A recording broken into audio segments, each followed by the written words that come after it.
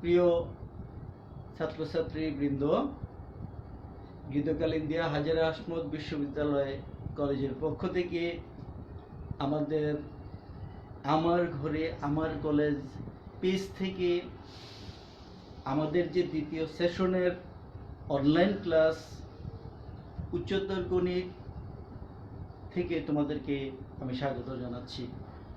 তো প্রিয় শিক্ষার্থীবৃন্দ, তোমরা জানো যে আমরা দীর্ঘ 1 মাস অনলাইন ক্লাস নিয়েছিলাম ঈদের আগে। আমরা ঈদের পরে আবার আমাদের নতুন রুটিন তোমরা ইতিমধ্যে জেনে গেছো, সেই রুটিনের ধারাবাহিকতায় আজকে আমার ক্লাস। তো আমি আজকে উচ্চতর গণিতের যে বিষয়টা নিয়ে কথা বলছি সেটা হচ্ছে, আমি তোমাদেরকে ঈদের আগে উচ্চতর গণিতের প্রথম পত্রের উপর যে ক্লাসগুলো নিয়েছিলাম, আমার বিশ্বাস তোমরা সেগুলো দেখেছো। আর যেহেতু আমাদের ক্লাসগুলো আপলোড করা থাকে, তোমরা যে কোনো মুহূর্তেই তোমরা ক্লাসগুলো তোমাদের সুবিধা মতো তোমরা দেখতে পারবা। শুধু তাই না, তোমরা ক্লাসগুলো তো শুধু দেখবাই না, তোমরা দেখে তোমাদের যে বন্ধুরা আছে ওদেরকেও জানিয়ে দেওয়ার চেষ্টা করবা যে ওরা যেন ক্লাসগুলো দেখে।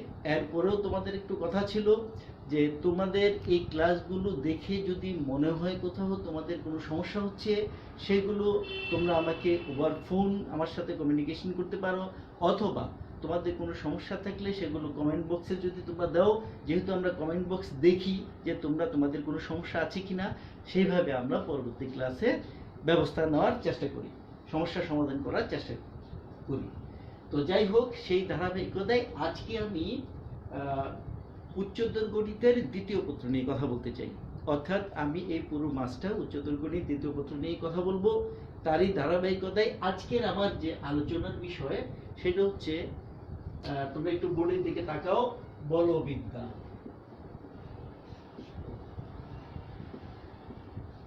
আজকে আমরা বলবিদ্যা নিয়ে কথা বলবো।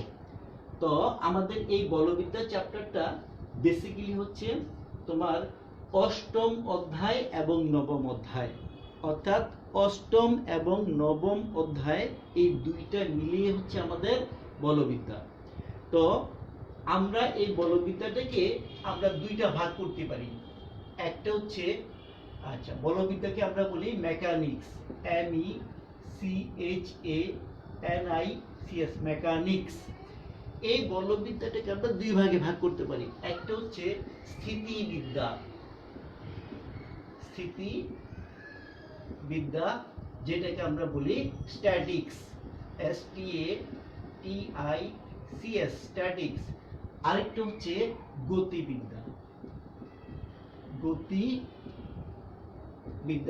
যেটাকে আমরা বলি ডাইনামিক্স, DYNAMICS, ডাইনামিক্স। আমাদের এই বলবিদ্যাটা হচ্ছে আমরা দুই ভাগ করতে পারি। একটা হচ্ছে স্থিতিবিদ্যা, দ্যাট ইজ স্ট্যাটিক্স, আর একটা হচ্ছে গতিবিদ্যা, দ্যাট ইজ ডাইনামিক্স। এটা হচ্ছে আমাদের অষ্টম অধ্যায়ে আছে, এটা হচ্ছে আমাদের নবম অধ্যায়ে আছে। এটা অষ্টম অধ্যায়ে, এটা নবম অধ্যায়ে। তো আমি এটা সম্পর্কে যদি একটু বলতে চাই, তাহলে একটু কথা তোমাদেরকে বুঝতে হবে, জানতে হবে। আমি আমার এই দীর্ঘ শিক্ষকতা জীবনের অভিজ্ঞতার আলোকে কিছু কথা আমি শেয়ার করতে চাই এই বলবিদ্যাটাকে নিয়ে। তো আমার বিশেষ করে যারা আমাদের প্রথম বর্ষের ছাত্রছাত্রী ছিল, ইতিমধ্যে হয়তো তারা এখন সেকেন্ড ইয়ারের ছাত্র স্টুডেন্ট হয়ে যাওয়ার কথা ছিল, পরীক্ষাতে আমাদের অনেক আগে হয়ে রেজাল্ট হয়ে যাওয়ার কথা ছিল। সেই হিসেবে তোমরা এখন দ্বিতীয় বর্ষের ছাত্রছাত্রী হিসেবে তোমাদের এই বিষয়গুলো একটু জানা দরকার।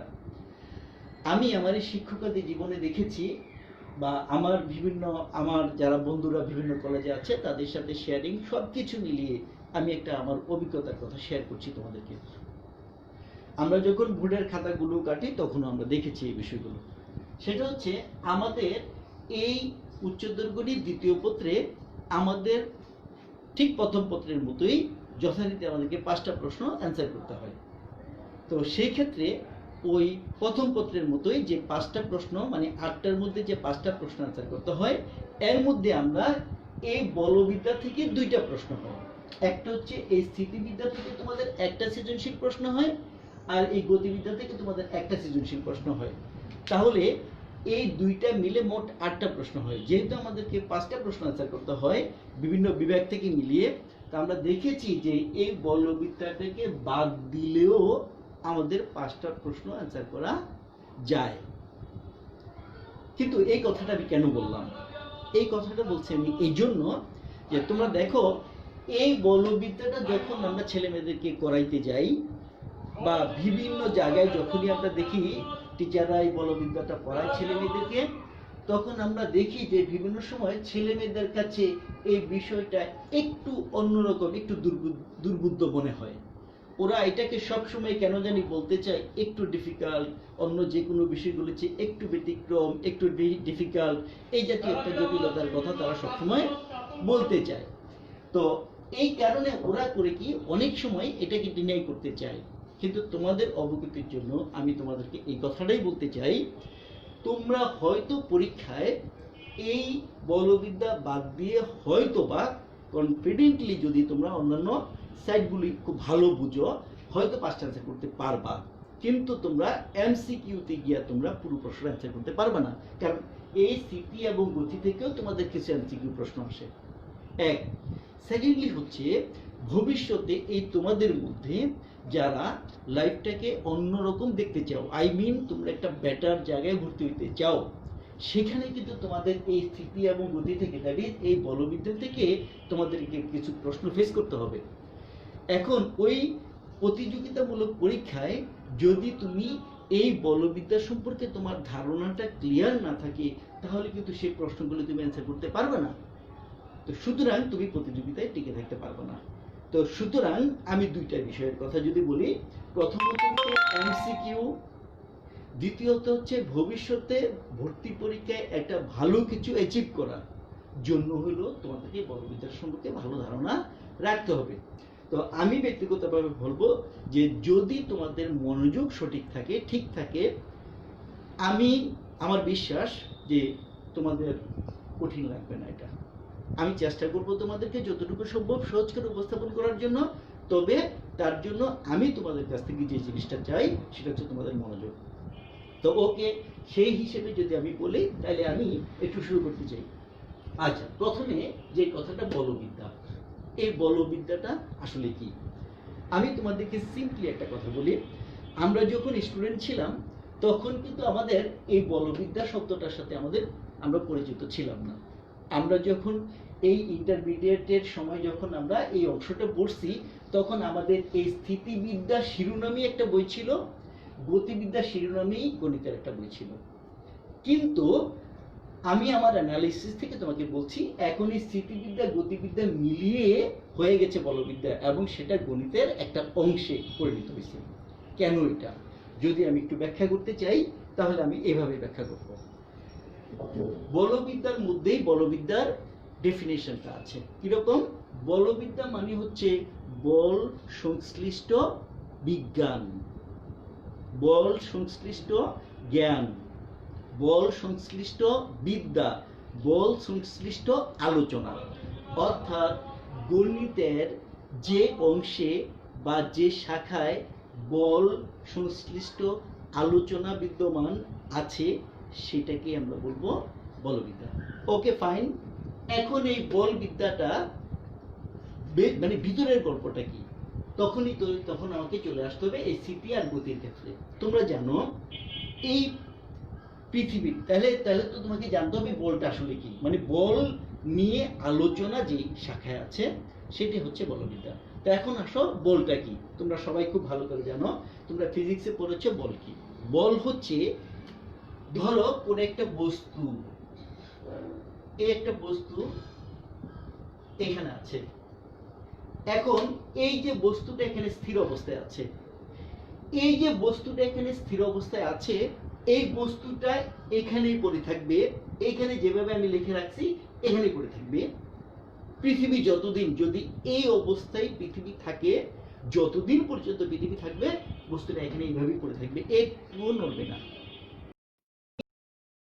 এই বস্তুটাকে তার এই জায়গাটা থেকে, এই অবস্থান থেকে আমি এইখানে আনতে চাই, অর্থাৎ বস্তুটাকে তার অবস্থান এই যে পরিবর্তন হলো, এখানে কি কারণে এই বস্তুটার পরিবর্তন হলো, একটা বাহ্যিক কারণ এখানে ছিল। সেই বাহ্যিক কারণটা কি, আমি এই বস্তুটার উপর কি করছি, একটা বল প্রয়োগ করছি একটা সময় পর্যন্ত। তাহলে কি করছি, আমি এই বস্তুটার উপর এই বরাবর এই রেখা বরাবর বা এই সরলরেখা বরাবর আমি বস্তুর উপর একটা ধাক্কা দিচ্ছি, ধরো যাই করছি, এটা কিছু করছি, একটা কিছু প্রয়োগ করছি। এই প্রয়োগ করার কারণে বস্তুটা এখান থেকে এখানে আসলো। এই যে বস্তুর অবস্থার পরিবর্তন ঘটলো, মানে স্থির কোনো বস্তুর যে অবস্থার পরিবর্তন ঘটলো যে কারণে, কারণটা হচ্ছে বল। এটাই হচ্ছে বল, দ্যাট ইজ ফোর্স। আবার এই যে গল্পটা আমি তোমাদেরকে বললাম, এটা কিন্তু তোমরা ফিজিক্সের ভাষায় জানো, স্থিতি জড়তার একটা গল্প বলা আছে, যে এই পৃথিবীর প্রত্যেকটা বস্তুই চিরকালই যে যেখানে আছে স্থির বস্তু চিরকালই স্থিরই থাকবে। যদি আমি বাহির থেকে কোনো বল প্রয়োগ না করি তাহলে স্থির বস্তু চিরকালই স্থির থাকবে। এই যে বস্তুর একই জায়গায় পড়ে থাকাটাকে আমরা বলি স্থিতি জড়তা, তোমরা জানো ফিজিক্সের ভাষায়। এই যে বস্তুটা স্থির আছে, এই যে বস্তুর মধ্যে যে স্থিতি জড়তা আছে, এই বস্তুর আলোচনাটা আমরা তার গতির জন্য যে বল প্রয়োগ করা, এই যে আলোচনাটা আমরা বলবিদ্যার যে অংশে আমরা করব সেই অংশটাই হচ্ছে স্থিতিবিদ্যা। নিশ্চয়ই তোমরা বুঝে গেছো স্থিতিবিদ্যা কি আর গতিবিদ্যা কি। ধরো একটা গাড়ি, এই গাড়িটা চলছে, এই বরাবর সে চলছে, তার মানে গাড়িটা চলমান। এই গাড়িটা যদি গাড়িটা এইভাবেই চলতে থাকে, ড্রাইভার যদি তার ব্রেকটা না কষে ঠিক যেভাবে তার স্টিয়ারিংটা ধরে রাখছে, সে চলমান সেইভাবেই চলতে থাকবে, সমবেগে চলতে থাকবে, সমতলে চলতে থাকবে। এই যে বস্তুটা চলতেছে চলতেছে চলতেছে, সে চলতেই থাকবে, কোনো দিন এই গাড়িটা থামবে না। এটাকে আমরা বলি বস্তুর গতিজড়তা, অর্থাৎ গতিশীল বস্তু চিরকালেই গতিশীলই থাকবে। এটা তোমরা ফিজিক্সের ভাষায় এই কথাগুলো তোমরা জানো। তারপরে আমরা যেহেতু বলবিদ্যা পড়াচ্ছি, স্থিতিবিদ্যা গতিবিদ্যার কিছু জিনিস আমরা পড়াবো, সেই হিসেবে আমরা একটু তোমাদেরকে মনে করিয়ে দিচ্ছি। তাহলে এই যে বস্তুটা গতিশীল, এই গতিশীল বস্তুটাকে যদি আমি তার গতির পরিবর্তন করতে চাই, তার মানে আমি তার গতিটা কমিয়ে দিতে চাই কিংবা থামাই দিতে চাই, তাহলে আমাকে কি করতে হবে, একটা বল প্রয়োগ করতে হবে উল্টা দিক থেকে। একটা বাহ্যিক কারণ লাগবে, যেমন আমি ব্রেকটা কষে দিলাম, ড্রাইভার ব্রেকটা কষে দিব, তার মানে এখানে কি করলো, এটাই হচ্ছে বল। অর্থাৎ গতিশীল বস্তুকে আমরা তার গতির পরিবর্তন করতে চাইলে বাহির থেকে আমাকে বল প্রয়োগ করতে হচ্ছে। তাহলে এই যে আলোচনাটা আমরা যে অংশে করব সেটা হচ্ছে গতিবিদ্যা, দ্যাট ইজ ডাইনামিক্স। তাহলে তোমরা ইতিমধ্যে জেনে গেলা বলবিদ্যা কি, স্থিতিবিদ্যা কি, গতিবিদ্যা কি। তাহলে এই স্থিতিবিদ্যার গল্পেও কিন্তু আমরা বলের প্রয়োগ হচ্ছে, গতিবিদ্যার ক্ষেত্রে কিন্তু বলের প্রয়োজন হচ্ছে। যে কারণে স্থিতিবিদ্যা গতিবিদ্যা যেহেতু দুটোটাই বলের ক্রিয়ায় তার অবস্থার পরিবর্তনগুলো ঘটছে, সেই কারণে এই দুইটাকে আমরা একসাথে এটাকে বলবিদ্যা বলতে পারি।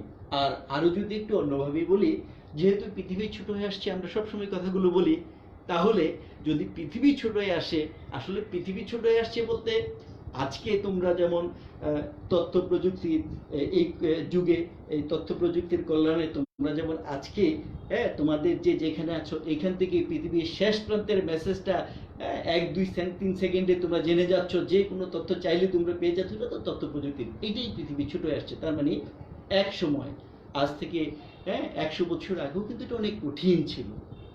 তো এটাই হচ্ছে যে আমরা আজকে যা চাচ্ছি তাই পেয়ে যাচ্ছি। তো যেহেতু পৃথিবী ছোট হয়ে আসছে, যখন প্রথম কম্পিউটারটা ছিল তোমরা জানো, এত বিশাল একটা ঘরের মধ্যেও জায়গা হতো না, এত বড় একটা কম্পিউটার রাখা হতো। সেই জায়গায় আজকে আমাদের কম্পিউটার ঘরের মধ্যে ছোট জায়গায় চলে আসছে। তার মানে কেন, তাহলে পৃথিবী ছোট হয়ে আসছে মানে সমগ্র জিনিসগুলি সংক্ষিপ্ত ছোট করে উপস্থাপন করার বৈজ্ঞানিক চেষ্টা চলছে। সেই হিসেবে আমরা বলবো স্থিতিবিদ্যা গতিবিদ্যা ছোট হয়ে বলবিদ্যা হয়ে গেছে। তো ওকে, যাই হোক, এখন আমরা একটু অন্য কথা বলি। তো আমি তোমাদের এই স্থিতিবিদ্যা নিয়ে একটু কথা বলতে চাই। এখন এই স্থিতিবিদ্যা নিয়ে যদি কথা বলতে চাই, তাহলে তোমরা বল কি জানছো। এখন তোমাদেরকে এই স্থিতিবিদ্যায় কি কি জিনিস আছে আমরা সেটা একটু বলতে চাই। এই স্থিতিবিদ্যায় আমাদের 3টা চ্যাপ্টার আছে, তোমাদেরকে একটু দেখাতে চাই আমি। এখন আমি যেহেতু তোমাদেরকে স্থিতিবিদ্যা নিয়ে কথা বলতে চাই, এই স্থিতিবিদ্যায় আমাদের 3টা অংশ আছে। এই স্থিতিবিদ্যায় আমরা 3টা জিনিস পড়বো। 1 নাম্বার হচ্ছে সমবিন্দু বল, একটা চ্যাপ্টার আছে। সমবিন্দু বল একটা চ্যাপ্টার আছে, এই চ্যাপ্টারটা আমরা পড়বো। 2 নাম্বারে হচ্ছে আমাদের হচ্ছে সমতলীয় বল জোটের সাম্যাবস্থা, আমরা এই জিনিসটা নিয়ে বলবো। 3 নাম্বার হচ্ছে, একটু খেয়াল করতে হবে সবার, সমান্তরাল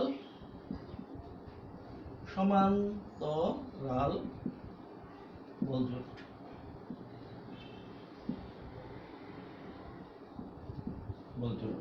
আমরা এই 3টে জিনিস পড়বো। মেবি এইটা হচ্ছে তোমাদের 8A চ্যাপ্টারে আছে, এইটা হচ্ছে তোমাদের 8B চ্যাপ্টার আছে, এটা হচ্ছে 8C চ্যাপ্টার আছে। এই 3টা জিনিস, এই হচ্ছে আমাদের স্থিতিবিদ্যার অংশ। অর্থাৎ তোমাদের মেইন বইটার মধ্যে গেলে তোমরা দেখবা এই চ্যাপ্টারে সমবিন্দু বল নিয়ে কথা আছে। সমবিন্দু বল কি সেটা আমরা জানবো, এই সংশ্লিষ্ট অঙ্কগুলো, প্রবলেমগুলো নিয়ে আমরা কথা বলবো। 8B চ্যাপ্টারে সমতলীয় বলজোটের সাম্য অবস্থা নিয়ে কথা বলা আছে, এগুলো কি জিনিসটা এবং এখানে কিছু প্রবলেম আছে, সেগুলো আমরা সলিউশন করব। 8C চ্যাপ্টারে সমান্তরাল বলজোটের বিষয়গুলো বলা আছে, সেটা কি এবং এই সংশ্লিষ্ট কিছু সমস্যার কথা আমরা বলবো। আজকে আমরা এটা নিয়ে কথা বলতে চাই, সমবিন্দু বল। তোমরা একটু দেখো সমবিন্দু বল নিয়ে একটু কথা বলছি। প্রথম কথা হচ্ছে সমবিন্দু বল আসলে কি। তো সেখানে যাওয়ার আগে একটা ছোট্ট কথা বলতে চাই। আমাদের এই বলবিদ্যার সবচেয়ে বেশি যে শব্দটা আমরা ব্যবহার করব, সবচেয়ে বেশি যে শব্দটা ব্যবহার করব, এটার নাম হচ্ছে লব্ধি।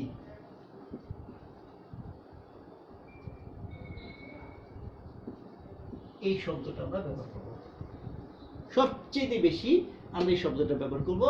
লব্ধিকে আমরা আর দ্বারা সবসময় প্রকাশ করি, কারণ লব্ধির ইংরেজি হচ্ছে রেজাল্টেন্ট ফোর্স, এই হিসেবে আমরা আর দ্বারা সবসময় প্রকাশ করি লব্ধিটাকে।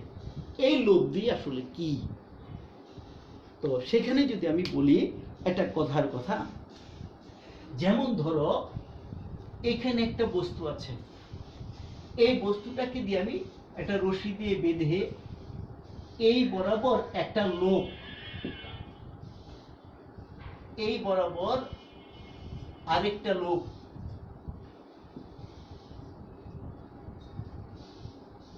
এই বস্তুটা এখানে আছে, বস্তুটা এখানে। তোমরা নিশ্চয়ই রশি টানাটানির খেলাটা সম্পর্কে তোমরা সবাই জানো। এই বস্তুটা আমি এখানে রাখছি, রেখে এই বস্তুটাকে একটা রেখা, ধরো এটাকে আমি এই রশিটাকে একটা রেখা বরাবর চিন্তা করলাম, করে এই বস্তুটাকে এই লোকটা তার দিকে সে টানতেছে। সে কি করছে, সরি ভুল বলছি, এটাই হবে এটা, মানে সে কি করছে, রশিটা সে তার দিকে এইভাবে টানতেছে। এই লোকটা এই বস্তুটাকে রশি দিয়ে সে তার দিকে টানতেছে, তার মানে কি সে একটা বল দিয়ে তার দিকে টানছে, সেও তার দিকে একটা বল দিয়ে টানছে। এখন প্রশ্ন হচ্ছে, এই বস্তুটা যদি এইদিকে চলে যায়, তাহলে বুঝতে হবে যে এই লোকের যে বলটা ছিল, এই লোকের যে বলটা, তার চেয়ে তার বলটা বড়। অর্থাৎ একই রেখার মধ্যে, ধরো এখানে আমরা দেখছি এই বরাবর এটাকে আমি বললাম সে 5 নিউটন বল দ্বারা তার দিকে টানছে, এই বরাবর সে ধরো 7 নিউটন বল দ্বারা সে টানছে। এটা কথার কথা। তাহলে বল ক্রিয়া করছে, এই যে দুইটা বল। এখন আমি যদি বলগুলিকে বলি একাধিক বল, অর্থাৎ একের অধিক বল, দুইটা হতে পারে, তিনটা হতে পারে, চারটা, একাধিক বল। একাধিক বল ক্রিয়া করার কারণে কোথায় করছে, এই বস্তুটার উপরে ক্রিয়া করছে, করার ফলে এই দুইটা বল দুই দিকে কাজ করার কারণে বস্তুটা বড় বলের দিকে চলে যাচ্ছে। তাহলে বড় বলের দিকে যে যাচ্ছে কেন, নিশ্চয়ই তার বলটা বড়, সেই জন্য যাচ্ছে, তার শক্তিটা বেশি, সেই জন্য তার দিকে যাচ্ছে। তাহলে কত শক্তির কারণে তার দিকে বস্তুটা যাচ্ছে? সেটা হচ্ছে 7 বিয়োগ 5 সমান 2 নিউটন বলের কারণে। অর্থাৎ তার শক্তি তার চেয়ে 2 বেশি। এই বেশি 2 এর কারণে বস্তুটা কি করছে? বড় বলের দিকে চলে যাচ্ছে। এই যে 2 আমরা পাইলাম, এই যে বলটা, এই বলটাকে আমরা বলি লব্ধি বল। তার মানে কিভাবে আমরা লব্ধিটা, অর্থাৎ একাধিক বল ক্রিয়া করার কারণে, মানে একাধিক বল এর ফলে সৃষ্ট যে নতুন বল, এই দুইটা বলের সমন্বয়ে নতুন যে একটা বল আমরা পেলাম, এই বলটাই হচ্ছে এই বল দুইটার সম্মিলিত বল, মানে ফলাফল যে বলটা, এটা হচ্ছে লব্ধি বল। এরকম আমরা একাধিক বলের লব্ধি আমরা সবসময় এই কথাটা পাবো। তো সেই ক্ষেত্রে যদি আমরা বলি সমবিন্দু বল, সমবিন্দু বল বলতে আমরা বুঝি কোনো একটা বিন্দুতে যখন একাধিক বল ক্রিয়া করে, কোন একটা বিন্দুতে যদি একের অধিক বল ক্রিয়া করে, মানে এক বিন্দুতে যখন অনেকগুলো বল ক্রিয়া করে, তখন ওই বলগুলিকে আমরা বলি সমবিন্দু বল। তাহলে আমাদের আজকের যে আলোচনা, যে চ্যাপ্টারটা নিয়ে, দ্যাট ইজ 8 এর A, সেখানে হচ্ছে সমবিন্দু বল নিয়ে আমাদের গল্প করা। তাহলে সমবিন্দু বল হচ্ছে কি, কোন একটা বিন্দুতে একাধিক বল ক্রিয়া করলে ওই বলগুলিকে আমরা বলি সমবিন্দু বল। এখন ওই একাধিক বলের ক্রিয়া করার কারণে, মানে কাজ করার কারণে, এই বলগুলোর সমন্বয়ে নতুন যে বলের সৃষ্টি হবে, সেই লব্ধি বলটা কিরকম হবে এবং সেই লব্ধি বলের ডিরেকশনটাই বা কিরকম হবে, তার মানে তার দিকটাই বা কিরকম হবে। তো এই জিনিসগুলো যদি আমরা পেতে চাই, তাহলে আমাদেরকে কতগুলো উপপাদ্য আছে, কতগুলো থিওরাম আছে, সূত্র আছে, যেগুলো আমাদেরকে জানতে হবে। তার মধ্যে প্রথম যে সূত্রটা, প্রথম যে থিওরামটা, সেটা হচ্ছে তোমরা ফিজিক্সে পড়ছো বলের সামন্তরিক সূত্র। তোমরা বলের সামন্তরিক সূত্র বলে একটা থিওরাম তোমরা এখানে পড়েছো। তো সেটা কিরকম, আমরা এটাও আমরা অঙ্কের মধ্যে ব্যবহার করব, অর্থাৎ কোনো প্রবলেম সলিউশন করার সময় আমরা এই বলের সামন্তরিক সূত্রটা প্রয়োগ করব। তো ওকে দেখি বলের সামুদ্রিক সূত্রটা কি একটু দেখো। সেটা হচ্ছে এরকম, বলের সামুদ্রিক সূত্রটা হচ্ছে এরকম, কোন একটা বিন্দুতে দুইটা বল ক্রিয়া করলে, তবে বল যেহেতু কোন একটা বিন্দুতে দুইটা বল ক্রিয়া করবে, এই বল দুইটার একটা মধ্যবর্তী কোণ থাকবে।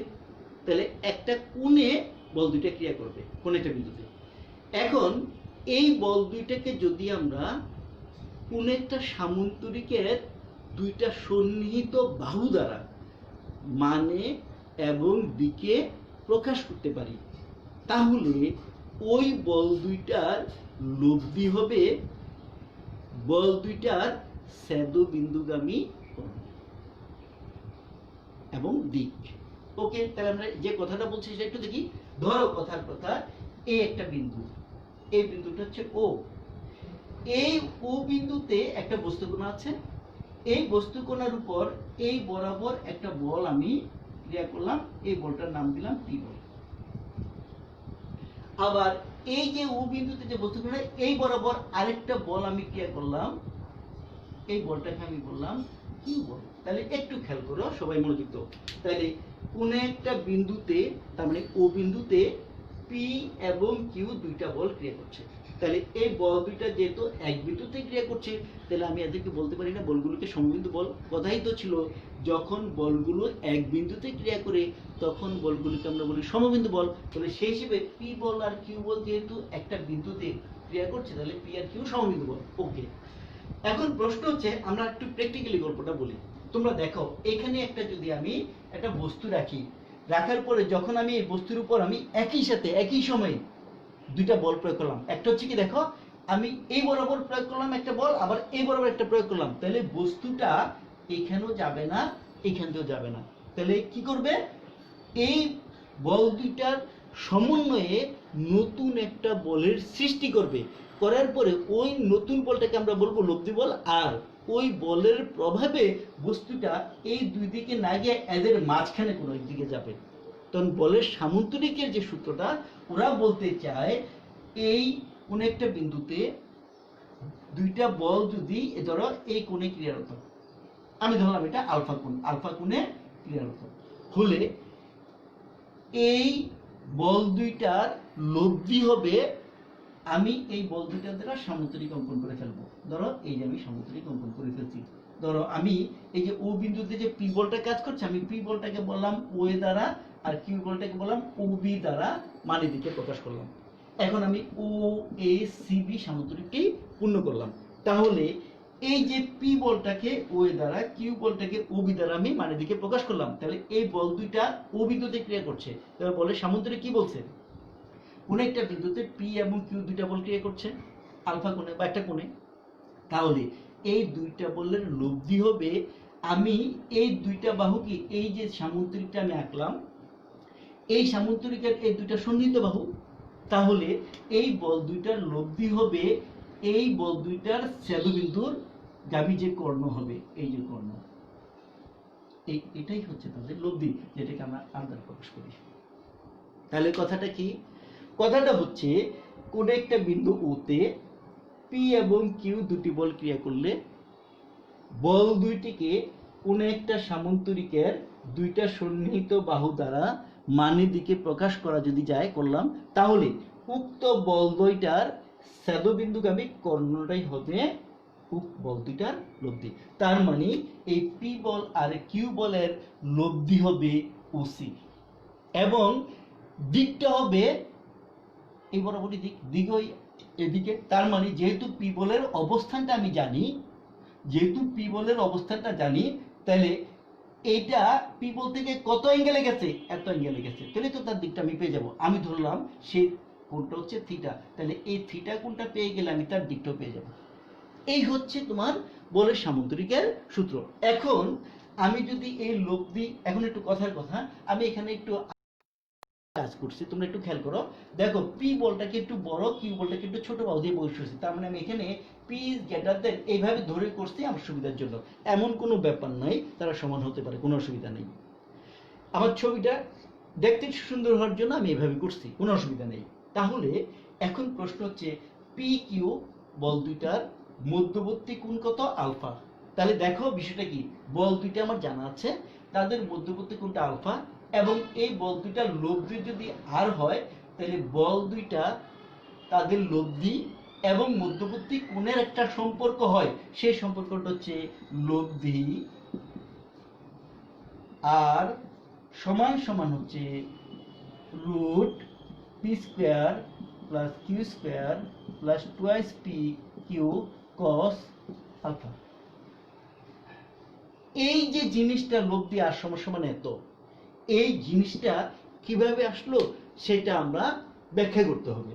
তো আজকে সময়ের কারণে আমরা হয়তো এটা ব্যাখ্যা করতে পারলাম না। আমরা নেক্সট ক্লাসে এটা কিভাবে আসলো এটাকে অনেকভাবে ব্যাখ্যা করে দেখানো যায়। এটাকে ভেক্টর পদ্ধতিতেও দেখানো যাবে, আবার ভেক্টর ছাড়াও দেখানো যাবে। আমরা কিভাবে আসলো সেটা দেখাবো।